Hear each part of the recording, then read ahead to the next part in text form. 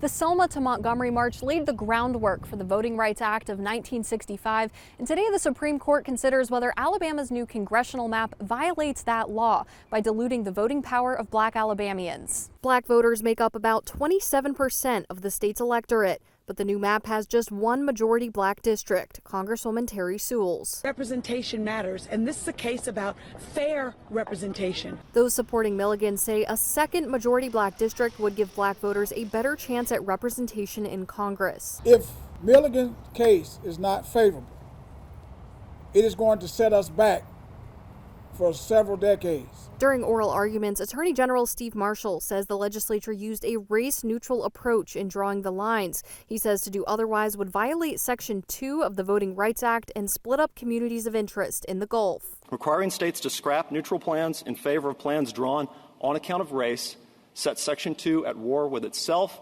and with the Constitution. Marshall says he's confident in the state's argument. The presentation today was compelling for the arguments that were made about the ability of the state of Alabama to effectively draw a plan, as well as the race-neutral reasons in which that plan was adopted.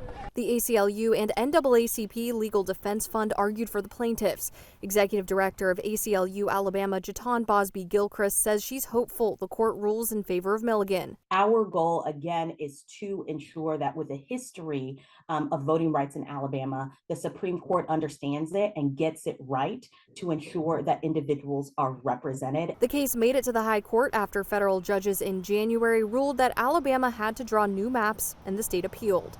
Now, it's only the first week of the Supreme Court's new term, and a decision on this case likely won't be out until next spring or summer.